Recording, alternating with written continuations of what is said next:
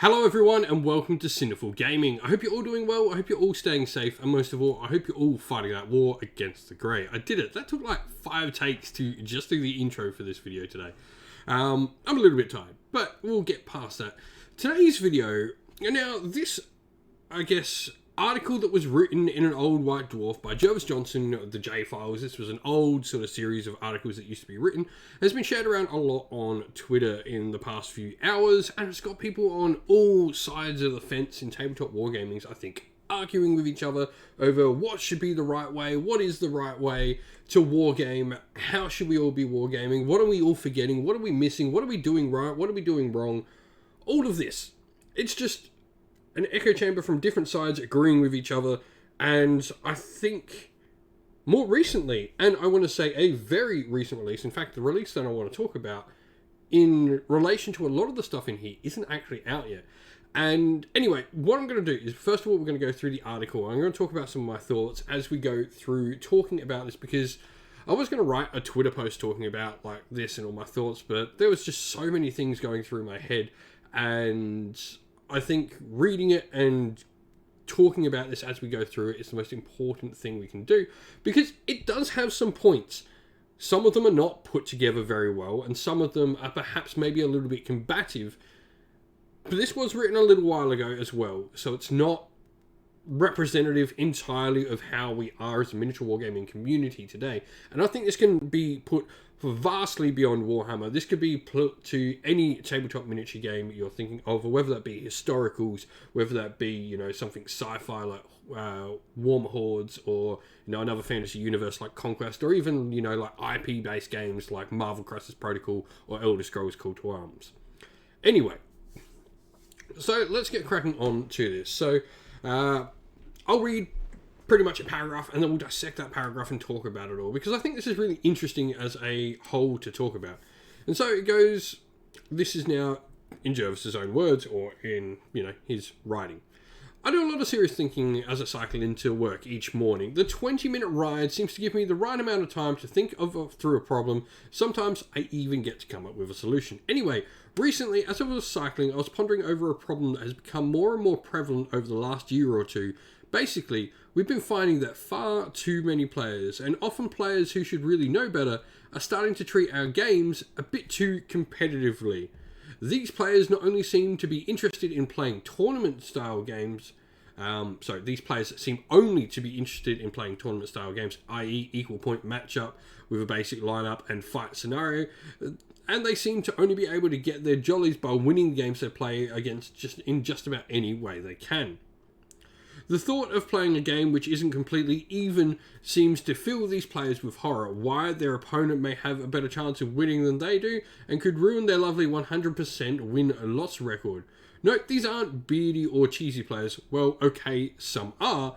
No, it's more worrying than that, as these players seem to think that tournament-style games are really the only proper way to play, and that this style of gaming is what the hobby is really all about. In other words, they think that the hobby is essentially competitive or just about winning games. Alright, so that's the first bit. And straight away you can see the combative nature of this, and where I think some people are taking offense to it, in competitive or tournaments. And rightly so, I think. I think as competitive and tournament players, you would be a little bit offended by this, especially being called out like, you know, beardy or cheesy wargamers. That's not cool. Now, I should probably state, like, I am vastly more narrative than most people. I do like going to an event and doing the best with the army I can. I will play an army to the best of my ability, though I'll probably run something I enjoy rather than what is currently meta. That is my personal preference, and it is not everyone's, and it does not need to be everyone's personal preference. Now, I think the important part here is to talk about how we view the game, and why is match play or competitive play the basis for what the game is, and that is because it takes no effort. It is, in essence, a simple and easy way to play the game, and that is why it is the stand method. Now, we're going to talk more about the article in just a second, because I think the next part sort of talks about the points I want to make. But yeah, that is essentially the reason. Match play, not necessarily competitive. I I do like to think of match and competitive as two very different beasts. There is competitive where probably go to a tournament, right? And let's say 100 players. I would say 10, maybe 20 at a push of those players are playing true competitive play, where they have taken the list or a, off-meta list to counter the list and are aiming to go 5-0, 6-0, 4-1, whatever, and win the event. The vast majority are there playing match play. Not competitive play, match play. They are there to play 5 games of Warhammer because they're probably someone like me who has a day job or is a uni student and has uni most days of the week, or, school or whatever, or they have family commitments, they have to look after their kids, send them to school. They don't get time during the week. And so they are just playing match play because they want a simple and easy way to play a bunch of games in a weekend. And I think this is probably the vast majority of, if we're saying 10 of those 100, I think this is probably 80 of the 100 players are there for match play because they just want to play 5 games that they know what they're doing, they know the simplicity of it all, and they can just roll dice with friends and have fun. That is the vast majority of players at any event. Whether that is a tournament event, whether that is a narrative event, whether that is just a pick-up Sunday league event, whatever, that majority are playing match play because they just want a simple and easy way to get a lot of games in a short amount of time, because they don't get much time to play games. Life is busy. And the other 10 are probably playing narrative play. They're there with a awesomely thematic army. They've probably gone to win paint awards at the event, because most events do award paint awards. And they're probably, built up a really cool narrative themes force. And they might even be playing through their own Path to Glory campaign at the event, because that is something you can do. You can play Path to Glory at a tournament. You don't need your opponents to be playing Path to Glory as well while you're playing Path to Glory. So narrative play can happen at a tournament. In fact, I've done that, where I've done Path to Glory at a whole tournament and wrote up my narrative. I did that with my Scourge Privateers, took them to CanCon, the world's largest tournament at the time when I took them, and I wrote a narrative for it. I wrote a narrative based on all the games I played at CanCon, the wins and the losses, and built up a story for all my characters in that army. But let's continue on. I have to say that this attitude is not one I like at all. Tournament-style games have their place, of course, and I have nothing against them per se. They are easy to set up and organise, do not require much pre-preparation, and have the advantage of being playable against a total stranger at a games club or event. However, just because something is the easiest way of going about things doesn't make it the best way to go about things. And what worries me particularly is that unless we do something about the attitude tournament-style games are the best way to play games, then we could end up with a situation where the lowest common denominator style of play becomes so dominant that other ways of playing games just about cease to exist, which would be a terribly sad state of affairs. But why would it be sad, I hear you cry? After all, plenty of people are happy to play their games in this way. Why fight it? My answer to this is giving into this attitude will do a lot to destroy what the hobby is really all about. For me, tabletop wargaming is a wonderfully creative hobby where players can really flex their imaginations and add directly to the worlds that their games evoke. It is this creative and interactive storytelling that really sets our games apart from most other games. With the notable exception of role-playing games like D&D, the creativity and storytelling involved in the hobby is reflected in the painting of the armies and the desire to make superb terrain, but most often reflected in the fact that the events in the games we play often seem to tell a story. I've lost track of the number of times I've heard players talking about the events of the game as if they were talking about something from a book or film. And so, first of all, I want to point out something very important in this. He does state his opinion, which I think is valid. Like, everyone is entitled to their opinion in how they view the hobby. And I think this is where my job as someone who creates content, and every other content creator, and everyone who runs a tournament or a games club or any of that, we are trying to create there is a common thing of a lot of people who say, run the tournament you want to be a part of, or run the event that you want to play in. And I think that's sort of what he's getting at. Like, if he was to run a tournament, he would run one, or an event, he would run one extremely narrative. Now, he does say that tournament games have their place, and I think I just talked about that in that they're easy to set up. However, calling them the lowest common denominator, I think, is wrong. back in the day as well, people had more spare time. The world is a lot busier than it used to be back in the day. We now live where most couples have to be dual income earning. I make no exception. I am not in a high-paying job at all. I am a chef by trade. It is a low-income earning job. My wife is a stay-at-home mum for our daughter with a disability. We're not the richest family in the world. We need both our incomes to continue in order to pay our bills, be able to save up for a house one day, and all of that. And so I get that someone like me playing in a tournament, if I didn't have, before I had this channel, let's look at that. Before I had this channel, I would not get many games in at all. I would get so few in. Now I have the channel, it obviously becomes part of work for me that I play lots of games. That's part of my work now. But yeah, before I would not get many. That gap in my life between where I was having a relationship, having my first children, and before the channel really started, there was a big lull in like how many games I could play there. And I understand that extends for a lot longer for a lot of people because I don't have a YouTube channel like myself. And so for a lot of people that aren't, you know, so involved in the hobby like I am, where I am lucky enough that this benefits myself personally, a lot of people have that extended period of time that I had and don't get many games in. And this is why those games become so important in a modern world where we don't have time to play as many games, we aren't able to catch up with friends as much, and sometimes we just want to simply play for fun and just play without the need of anything extra. Simple is good, and simple is great in an essence where we're in a world where we don't have a lot of free time. But he then continues on, why would it be sad because people aren't talking about the models? And I think I would definitely counteract this with some of the most beautiful armies I've ever seen and the most evocative narrative I've ever seen has been at tournaments. Yes, for every army that I see that is just someone taking the next medalist or whatever, or, you know, taking a really strong power list, I've seen people create narrative. Now, whether that is narrative that you agree with is up to you. I've seen people, you know, do, you know, really detailed into the background sort of narrative. They found, you know, like a character that they like within a story in somewhere in an army book and built upon that. I've seen people completely construct their own narrative within the universe, and I've also seen people make, you know, joke narrative lists. I think of a fantastic one where I remember seeing Smorgan, who many of you probably know in some way, I guess.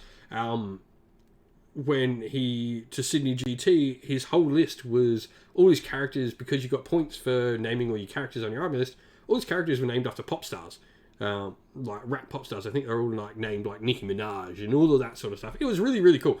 That's his own narrative though, and he's actually built narrative in other stories, and whether it's really true to the game, it's not. He's still creating some sort of narrative. He's having a bit of fun with it, and that's really important. Now, I also want to counteract the point of like, most war games are narrative at their very essence, because it is the miniatures that evoke this narrative more than anything anyone else do is that miniatures. Because if there wasn't the miniatures looking cool like they do, there would be no need for miniatures to look cool. We might as well just play with tokens on a table and say token C has these rules, but we don't need to do that because we have these miniatures that immediately tell us a narrative.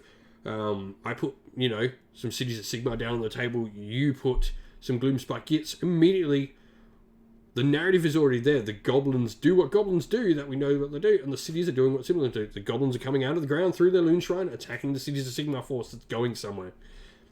Narrative is as simple as that, and that happens even in tournaments. If you read every battle plan, even in the match play sections of books, at the top they've got a blurb of what's actually happening in the battle. Why is, you know, the better part of Valor called the better part of Valor? Well, it tells you that at the top. That little bit of narrative, read that for your games, and you can get that tiny bit of narrative extra into your game. Now, I'll continue on talking before I get too much rambling, but tournament-style games fight against both the underlying strengths of the hobby, even if they don't crush them all together. For example, until we started to include painting scores and points awarded for winning the tournament, it was very common for tournament players to field unpainted armies, and some even boasted that they would never bother to paint an army at all because they were interested in was winning games. In addition, because tournament games almost always use the same lineup and fight scenario, with armies picked to standard points value straight from the codex, they can be bland and lifeless. This is not to say that we have their moments of high drama, just that these tend to be isolated incidents in an otherwise rather abstract and unreal scenario. I'd like to otherwise underline again that I have nothing against tournament-style games as such. I think the fact that I am the creator of GW's Grand Tournament system proves this point. Just that I don't want to see them becoming seen as a pinnacle of the hobby. I should also point out that some tournament organisers are doing their very best to avoid worse excuses of the tournament simple. For example, the Astronomican tournament team from Winnipeg in Canada have gone as far up with a unique scenario for each and every table. Sadly, such tournaments are a tiny minority, and some players will not attend them because they think the scenarios are unfair. Pah! Anyway, the fact remains that most tournament games are stereotyped even point matchups that use a lineup and fight scenarios. Now, this certainly was an issue back in Fantasy. And we noticed this playing Fantasy not too long ago. All the scenarios really did feel the same. I never felt that, despite what any of them are, I felt, unless you're playing, like, I remember the 8th edition scenarios, unless you're playing The Watchtower, or unless you were playing Blood and Glory, which was a really interesting scenario, they all were just line up and fight. All of them. And so, in Age of Sigmar, we really don't have that. Because with objectives on the table, we are able to manipulate the battlefield with objectives and deployment zones into ways that change how the game fundamentally works and plays out because of how the armies are deployed on the table and because of where the objectives are also deployed. On top of this, with the latest book, Thondia, I think we've done some really great additions to the game in showing the power of the battle pack. The battle pack is, so for example, we have 3 main match play battle packs now. We have the core rules, which is the 3 missions of the battle pack, and I strongly recommend going and playing the core rules battle pack. Don't use your GHB, use your core rules and play that battle pack. It's really fun. We did a couple of battle reports for it on the channel. It was great. Then we have the GHB, and now we have Thondia's battle pack. They all give you different grand strategies, different battle packs, different scenarios, and some additional different rules as well. And I think this is where we can really expand upon our games, because the Thondia one definitely evokes more narrative. It is 5 scenarios playing one after the other that tell a story throughout the game. It is amazing. It is, I think Thondia is that perfect balancing point between where narrative and where competitive is or matched. And it is that great middle point. I would love to see more Thondia events and more people testing out Thondia, because I really do think this is the perfect place to get everyone on the same board. It changes up how the game works so much without imbalancing things too much. It tries to make different scenarios with different objectives for both players. But it tries to balance them with still having points, still having battle tactics, and all of that sort of stuff. Now, painting was the other thing it mentioned, where people want to paint their armies. Well, obviously, we now have paint scores in tournaments, or painting requirements. Your army must be, normally now, it was 3 colour minimum, but I think the, assumed method now is battle ready standard. That sort of wash, dry brush, or base coats, wash, highlight, whatever. That battle ready standard that GW have set, I think, is an excellent thing for the game. For me, I get that everyone is not a fantastic painter, and you should definitely go check out Rob from the Honest Wargamer, his slapchop method. If you are someone struggling with painting, I absolutely love that method of getting armies on the table quick. Also check out Army Painter's dip method. I've recently just done it for a whole 100 Kingdoms army, and I've dipped over 100 models. I did it in, an hour? Put my base coats on, did my dip. Probably took me maybe 12 hours of work on the whole, 100 plus models for my army. But anyway, adding paint scores is important. I think it definitely ups the level of the hobby, and it also gives people another aspect of the hobby to compete for. Adding paint tournament prizes is really fun, and I think maybe a way to encourage that more is to put more reward in that side of the game, and we can maybe get more people into events, even tournament events, by improving the pricing for painting. If there was, you look at a tournament for the most part, and you get some awesome big prize, $200 worth of pricing for coming first. But the paint prize is maybe $50. first prize, I'd love to see at least somewhere near, maybe 150. Maybe not, the massive prize, but maybe somewhere closer so that we can encourage that side of the game. And that will hopefully bring out more people who are mostly interested in painting and playing just a little bit. And that can get them coming to a tournament as well and lift everyone's tide. But yeah, I do think definitely including paint scores. Like, if there was no painting requirements, it would not be a good looking tournament. I think the fact that Warhammer encourages painted armies at a tournament of a minimum standard is something good. And there are videos out there. Like I said, Rob, the Honest Wargamer, did a fantastic video with his slapshot method. You should check out on getting armies done up with little to no skill required, or a very low skill for people who either don't have the basic skills and need to start somewhere, of which case, do watch GW's paint tutorials as well. Their simple method is really easy to follow. But also, for people who just don't like painting. Like, some people want to play the game, but I think if they're willing to put in that effort just to get that army to a decent paint standard, I think they deserve to play the game they want. But anyway, continuing on. But if tournament style play is so relatively bland, what is the top end of the hobby? What type of games should players really aspire to play? Well, for me, it has to be scenario-based games and campaigns. I do not think in any coincidence that all the most experienced gamers in the studio tend to prefer to make up their own scenarios when they play games, and rarely if ever bother about boring things like points values or even preset victory conditions. 3 of the gamers I look up to most in the studio are Dave Andrews and the Perry brothers. And I can even remember playing a game where we used points values, or where we decided on the winner in any other way than chatting about who had done best to achieve their objectives at the end of the game. And yet every single time I played with these guys has been a real test of my skill and deeply enjoyable gaming experience to boot. In fact, I tend to be great test of my skill as a player than a tournament style game, as more often than not I'm presented with a unique scenario and I can't fall back on a set piece ploys and tactics. Again, I reach out to the Thondius update that we've got. I think this is a really strong update. I think Thondia is a really strong update because it does evoke those narrative style scenarios he's talking about while keeping it match play. So it can change up how you're having to play and change up your tactics. Warhammer Weekly, literally today as I was watching, Tom talked about how like these scenarios, all of a sudden one of them just instantly helps KO, who are an army that are currently struggling a little bit. But these scenarios definitely helped them. And then even the addition of the Incarnate was mostly propping up armies that were weaker. So I think, these battle packs can definitely have the way to change the game and even change the meta based on what the battle pack is. I'd be really interested to see what a meta of nothing but Thondia games would actually look like. Would it change up the game? Does changing how these scenarios and how these objectives work actually change up the game? And you know what? I will definitely say that not always match play games are my most tactically astute games. I think I can agree with him there. Some of the narrative play games I've played, trying to achieve various different objectives, have definitely had a very tactical element to them, and been some great tests of my ability to play the game. But that's not saying, like, if I play a good player in a tournament, I'm going to be tested. I think, to say I'm going to a tournament and I'm doing well and I haven't been tested is not something you can ever stand a leg on.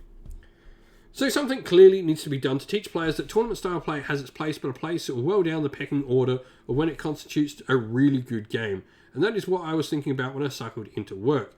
As I pondered what needed to be done, I tried to think of what had made tournament games so commonplace. It certainly hadn't used to be the case back in the early days of the hobby, where scenario-based games were not. Clearly, codexes and army books release had something to do with it, as they tend to emphasize picking an army to a preset point value.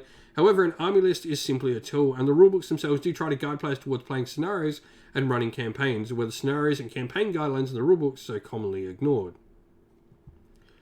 And so, first of all, like, he's going, well, why is this stuff ignored? Because it's not accessible. I think is the end point. I love narrative play. I love organizing campaigns. But like I said at the start of the video, time is not as free as it once was. I have kids. I have a job. My wife has a job. We have appointments that we need to go to. We have things we need to do. I need to cook dinner. I need to do all this. I need to go mow my lawn. And I need to feed my dog. I need to do all of this other stuff. Why are narrative games not as commonplace? Because they take more time and effort. That is simply why. That is not to say they don't get played. I know heaps of people that play. I know some of the most competitive players around that have gone to tournaments, gone to narrative events, built up stories, dressed up in cosplay at events. Narrative play is there, and it is thriving, and so is open play as well. I think this is something that I brought up. Open play definitely exists. For those asking what is open play, I guess, on a little tangent, open play is, you know, those two people who go and get a hobby box together, and you split your box, you start a set, and you each take a faction, and you put the models on the table. That's open play. Every time you go to a GW store and you see the manager just put down 2 units on a table to show someone how to play a game, that's open play. Open play is just putting models down on the table and having fun. Plenty of times I've seen open play played. But yeah, what needs to be done to improve narrative play? And I think, once again, Thondia has answered this with its battle pack, showing accessibility to narrative play and giving essentially a gateway into it. How do we get people to play more campaigns and more narrative? Thondia. You play that as a tournament style game and people go, oh, this was interesting and different. I like this. It still had those things I like. And then you get them into something more narrative. Then you can add in, an Anvil of Apotheosis hero to that next event. You can add in that next thing. You can't expect people to jump wholeheartedly onto a narrative campaign. It's not something that's going to happen. It takes a hell of a lot more time to organize narrative than it does match play. And you need to ease people in. You can't go, okay, we're playing a narrative campaign. You need to have this army that's completely different from any other army you would ever use in any other game or of Warhammer. And yeah. And that's just not going to work. And so it continues on. As I dodged the potholes and avoided the attentions of homicidal car drivers, it occurred to me that perhaps it was the success of White Dwarf battle reports and our grand tournaments that could be an underlying cause of dominance of the tournament-style game. Both these things are relatively new developments in the hobby, and they started years after the rules were first published. And both tend to emphasize tournament-style gaming. The more I thought about it, the more it seemed to me that we were guilty of over-promoting tournament-style play in our publications and events, while doing next to nothing to emphasize glories of other styles of play. This was not a happy thought, as we were one of the people primarily responsible for the creation of both battle reports and the tournament system.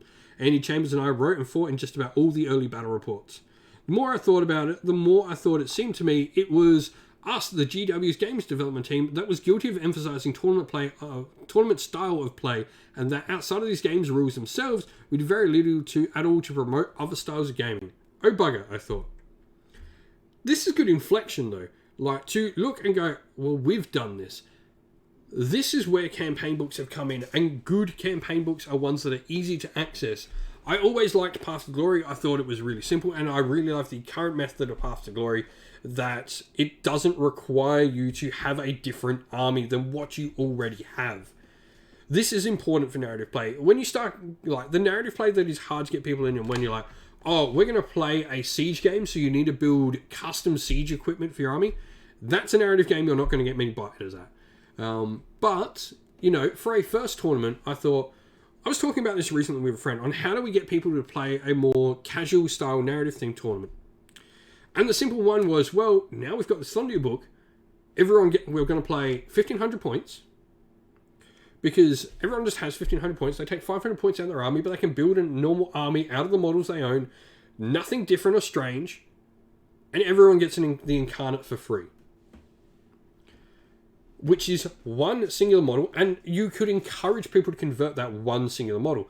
Now, that's not much to ask, I don't think, just getting one model. But you could also just say it's an Incarnate of Gur. So it doesn't have to be a monster. As long as it's on a 130mm base, it's fine. You might get people who will buy the actual Incarnate of Gur model. You get people who will get 3D sculpts made, or buy some cool 3D printed model or alternative model from some other company that they really like.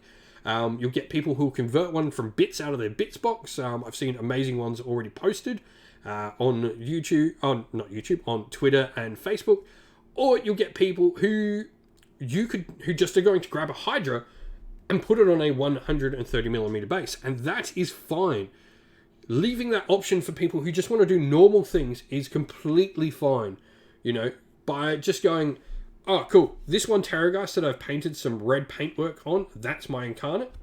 Go for it. That is completely as valid in a tournament. And I think it's willing to accept that person's incarnate there that wants to put in that minimal effort to try something, to the person who's gone and scratch built out of, MDF and copper wire this amazing, completely self-made miniature with green stuff sculpting of their own.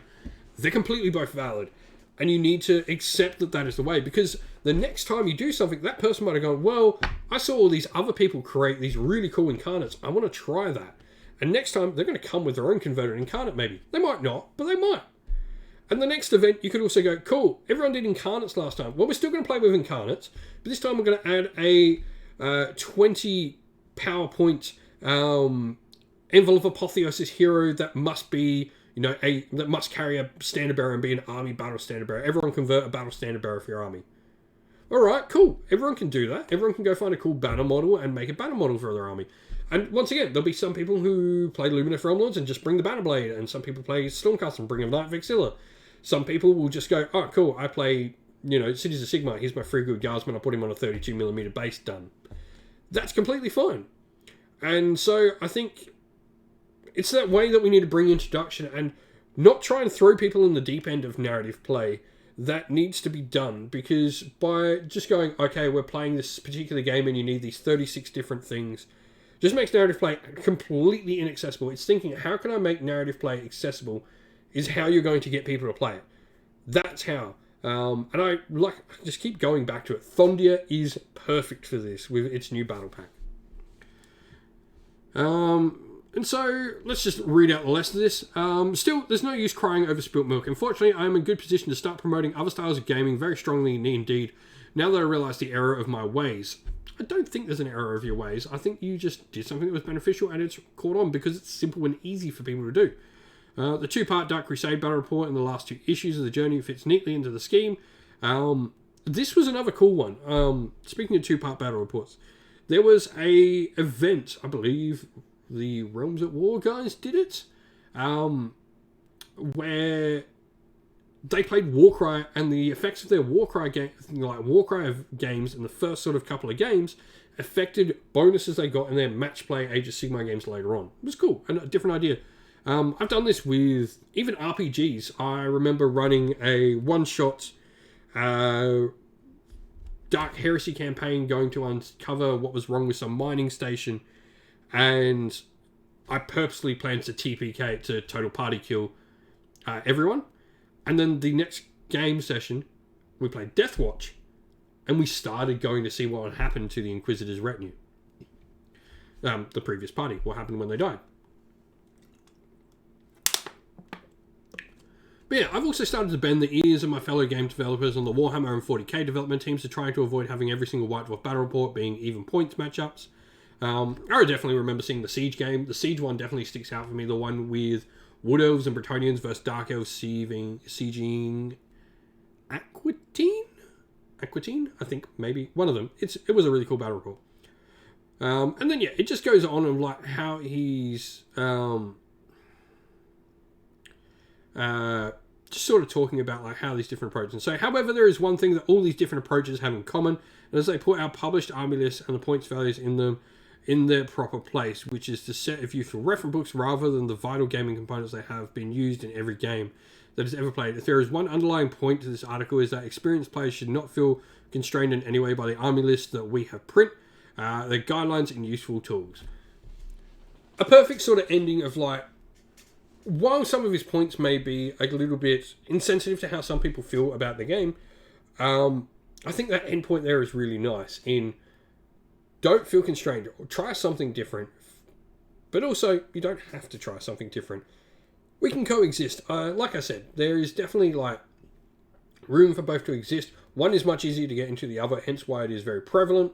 It's definitely, tournaments are definitely a small minority, and you've probably got a lot of people just sitting in their home playing, casual narrative, open match play, whatever. They don't care, like the people that aren't watching the internet. But I think it's an interesting article. I think I've gone over a lot of the points I want on like why competitive play is good for the hobby, especially like getting large tournaments and seeing lots of gamers in one place. I think the vast majority of tournaments are not filled with competitive players. They are filled with people just playing Warhammer is my end point. I think this article over-sensationalizes how much tournaments are coming. There is definitely a point where maybe some people are definitely guilty of talking too much, but those people are quickly shouted down. Shouted down if they do. Like, when someone posts, oh, I want to run an army of X unit. There is a way to respond to that. And I've seen, like, people comment on, like, oh, it's terrible to see people get shouted down on, like, running a unit. Yeah, but it's also terrible to buy that unit and wanting it to do something and it not doing that thing. I say this as someone who loves an army that's particularly, I have to work my ass off to make it work in Scourge Privateers. They're not the best units in the book. They are far from it. They have ways I can make them work, but anyone else getting to Scourge Privateers are going, oh, wow, this army's really cool. It's going to kick butt. It's probably not. But knowing you're getting into that army and knowing that level of expectation is really important. And I think it's important we have that data out there, like people like Rob do, and Ziggy and Warhammer Rob and all the stats team there that do amazing work at providing stats for us all to use and to reference, like, Gloomspike kits are not doing well at the moment. Yes, some really good players can take them to an event and do really well, but the average Joe guy who picks them up is probably not going to have the most positive win rate because of just where they are in the current meta. But it's important to know, if he goes in going, well, cool, you go to a tournament with Gloomspike kits, I want a win or two. 2 wins at Gloomspike kits at a tournament, I think at the moment is a good result. Because you're playing an army that's not doing particularly great, and go, well, if I can get a win, if I can get 2, I've done really well. And then you go, cool, well, I only got 1 win, but I did play 4 Stormcast armies that are doing really well at the moment. So I think that's it, and the army I beat was Nurgle, who were also doing really well. And you go, well, I beat one of the armies that's doing really well, so I think I had a good result. Setting expectations, knowing where you are, and stats and data and match play stats and statistics all provide that level. And it's important to have that information available for people so they don't get disheartened. Because nothing's worse than going, cool, I'm going to win all my games with my Slaanesh army, pick it up and get crushed. Because everyone on the internet was telling me, oh, it's fine, just take what you want, love what you want, it's fine, you'll do fine. And then getting crushed is pretty disheartening. And it's really not a good part of us as the community to promote that. I like telling people to play what they want, without a doubt. But I will also go, cool, you like this particular unit, be aware that this unit is subpar compared to these options, or this unit doesn't have the benefits and doesn't sort of gel with everything else you're doing here. But if you like it, play with it. Just understand it's its own thing. But yeah, I think that's some points. I think this article definitely was combative in certain ways. It's written from a very different point in time, when people had more time to play. It's written especially from the point of someone who gets to do this hobby as a job. And I look at that, see, like, I've got more time for campaigns. I've encouraged people. I can do that with my friends that help on the channel more. I can encourage campaigns. Why? Because I have the time to dedicate to this, but most people don't. And so I think living within that bubble of GW has maybe skewed his view on how the community is when writing this article. But GW has adopted a lot of competitive play stuff in the recent times, and I've started to see, they've got people providing feedback and all of that sort of stuff. So while this was, definitely an article, I don't think this is probably true to even Jervis's own thoughts in a modern day. Yeah. What are your thoughts on it? What are your thoughts on how tabletop wargaming is? What do you think of everything? Let us know. This is just fun to chat about. Let us know down in the comments below. Thank you all for watching and listening to me ramble. Well, that's the end of the video. We hope you enjoyed it. If you did, please don't forget to leave a like and subscribe to the channel if you haven't already. And leave a comment down below and let us know what you enjoyed about the video. If you'd like to come chat more with me and other members of our fine community here at Sinful Gaming, you can do so by following the link in the video's description to our Discord server. And lastly, if you'd like to help support the channel, you can do so either via Patreon or YouTube members, and both of those are linked again down in the video's description. As a special thanks to all our Patreon and YouTube members, I'd like to give a shout out to them all. So a special thank you to our Patreons, Christian Weir, James Soren, Greenskins Gaming, AJC, Kenny Lowe, Outer and Shop First, Andrew Bowen, Nathan Fee, The Rising Ape, Cure Dynamic, Agu, Anthony B, Anton Nilsson, JJ Austrian, Average Wargamer, Domir, Mark Harvey, James Cater, Dynet226 and Derek. And a special shout out to our YouTube members, Green Roots Gaming, Kenton Young, Chris Wallace, Ronya, Vinny, Lockloric, The Johnny84, David Ellsworth, Revenar, Wolfric Nick, Broken Shelf, Ariana Airwoods, and Sean Scott. Lastly, a special thanks, first of all, to Lady Witchfox Art, who does all the amazing artwork for our channel, and to Xmorphic, who does all the amazing Discord server background work for us. Thank you all for watching. Once again, stay safe, stay well, and most of all, keep fighting that war against the Grey. Ciao for now.